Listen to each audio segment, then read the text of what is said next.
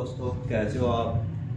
मैं आशा करता हूँ आप लोग सभी अच्छे होंगे। मैं Hussain, national study and motivation channel में मैं आपका स्वागत करता हूँ। अब तक जो हमने पढ़ा था, अब तक पढ़ा था हमने कूलॉम का नियम। कूलॉम के नियम पर आधारित मैं क्वेश्चन कराऊंगा आपको, जो परीक्षा को लेकर बहुत ही इंपॉर्टेंट है, 12th के फिजिक्स का। देखिए, आप जो न्यूमेरिकल में कराने जा रहा हूँ उससे अच्छे से समझेंगे आप तो बहुत आसान है, बहुत इजी है, कोई इसमें डिफिकल्ट नहीं, बहुत आसान क्वेश्चन है। आइए हम क्वेश्चन देखिए। ये है हमारा फर्स्ट चैप्टर का कूलॉम के नियम पर आधारित क्वेश्चन 12th के। अब हम क्वेश्चन देख लेते हैं, क्वेश्चन में क्या कह रहा है। देखिए, क्वेश्चन समझ लिए एक बार, अगर क्वेश्चन समझ लिया आपने तो बहुत आसान हो जाएगा आपके लिए सोल्व करना। क्वेश्चन में क्या कह रहा है, वायु में एक दूसरे से 30 सेंटीमीटर की दूरी, यानी इसकी दूरी दे दी।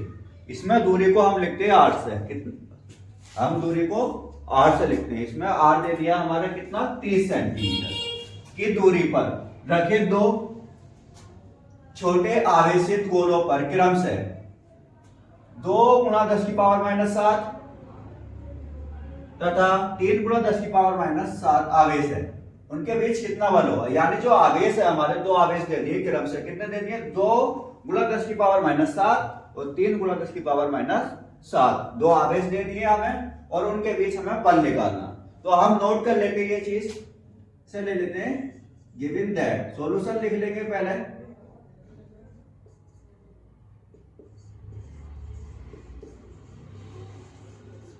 सबसे पहले हमें दिया है क्या, दूरी दी है। दूरी को हम r से लिखेंगे, r = 30 सेंटीमीटर।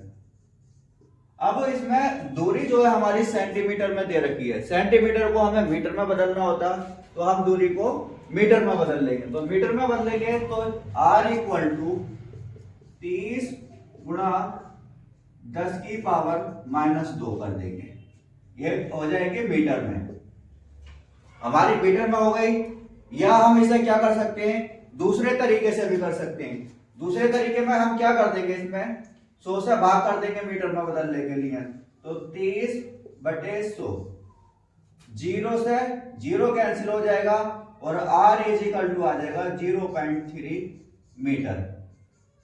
या तो इस तरह से कर लीजिए या डायरेक्ट लिख दीजिए 30 × 10⁻⁻² मीटर, कुछ भी कर, दोनों में से कोई सा भी कर सकते हैं, कोई बात नहीं है उसमें। अब हमें Q1 दिया, Q1 कितना दिया है, Q1 = 2 × 10⁻⁷ कूलॉम, ये Q1 दे दिया। और Q2 दिया हमें 3 × 10⁻⁷ कूलॉम आवेश। ये अब हमें इसमें F निकालना है, F निकाल। ये चीजें बहुत समझनी बहुत जरूरी होती हैं। अब हमने इसे नोट कर लिया, जब नोट कर लिया तो हम आसानी से फॉर्मूला लगाएंगे और आसानी से सॉल्व हो जाएगा। अगर ये चीजें समझ में आ गई तो ये समझ लिया आपका क्वेश्चन सॉल्व हो गया। सिर्फ फॉर्मूला याद हो, वैल्यू रखिए और आपका आंसर आ जाएगा। अब फॉर्मूला लगाते हैं हम। इसका फॉर्मूला होता है हमारा, फॉर्मूला होगा F =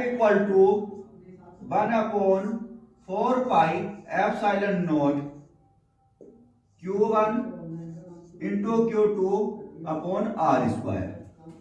ये इसका फॉर्मूला है। अब हम जो इसकी वैल्यू होती है हमारी 1/4πε0 की, वो वैल्यू होती है 9 × 10⁹। मैंने आप लोगों को इसकी वैल्यू कूलॉम के नियम में बता दिया था पहले। तो इसकी वैल्यू होती है 9 × 10⁹। ये हमारी 1/4πε0 की वैल्यू हो गई। इंटू Q1 की वैल्यू रख देंगे यहां से, देखकर Q1 की वैल्यू हमारी ये दे रखी है 2 × 10⁻⁷ गुणा Q2 की वैल्यू हमारी ये दे रखी है 3 × 10⁻⁷, 3 × 10⁻⁷। और r का स्क्वायर हो रहा, r का स्क्वायर, r की वैल्यू कितने 0.3, तो 0.3 स्क्वायर। ये दोनों चीजों को हमने नोट कर लिया। अब 3 को तो ऐसे ही रहने देंगे, इसे 9 को ऐसे ही रहने देंगे, 3 दूनी 6, ये इसके 3 से गुणा कर ले, 3 दूनी 6 गुणा 10 की पावर 9 को हम ऐसे ही लिख लेंगे। ये सब पूरा यहां से इधर को नहीं, पूरा सेम है, ये एक ही लाइन में, ठीक है, सब गुणा में है ऊपर। अब गुणा में घातें जुड़ जाती है हमारी, गुणा में घातें जुड़ जाती है। तो ये दे रखा 10 की पावर माइनस 7 ही है, 7 ही है, तो 10 की पावर माइनस 14 हो जाएगी। यहां 10 की पावर माइनस 14 हो गई। अब 10 की पावर माइनस 14 हो गई, 0.3 का स्क्वायर करेंगे तो ये आ जाएगा हमारा 0.09, 0.3 का स्क्वायर आ जाएगा। कहीं भी इसकी गुणा कर देख लीजिए, 2 के बाद पॉइंट है तो हम इधर से पॉइंट लेते हैं तो 1 2 के बाद पॉइंट आ जाएगा, 3 या 9, ये 3 का स्क्वायर 9 होता ही है। तो हम 2 पॉइंट हटाएंगे और 2 जीरो बढ़ा देंगे, तो इसलिए यहाँ 10 की पावर 2 बढ़ जाएगी, 10 की पावर 2 बढ़ जाएगी। इधर 9 से 9 कैंसिल हो जाएगा हमारा, 9 से 9 कैंसिल हो जाएगा। तो अब कितना बचा है, यहाँ ऊपर बचा 6 गुणा 10 की पावर 9 और 2 कितनी हो जाएगी 11। यहाँ 10 की पावर 11 हो गई और यहाँ कितनी, ये प्लस वाली पावर जुड़ जाएगी, 9 ये है 2 ये है, तो इसलिए 11 हो गई।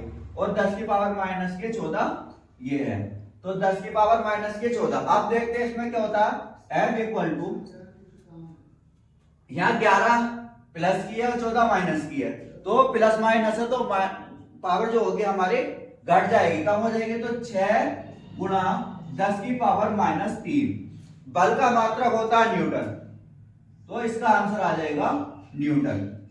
ये हमारा आंसर हो गया। इसमें F इज इक्वल टू कितना हो गया, 6 गुणा 10 की पावर माइनस 3 न्यूटन, ये आंसर आ गया। एक बार फिर देख लीजिए, एक वायु में उपस्थित 30 सेंटीमीटर, ये दूरी दे दी हमने, आर ले ली दूरी, इसे दूरी को हम सेंटीमीटर में दी थी, मीटर में बदल दिया, 30 गुणा 30 बटे 100 कर दिया, 0 से 0 काट दिया, कितना हो गया हमारा, 0 से 0 काट दिया, तो ये हो गया 3 बटे 10।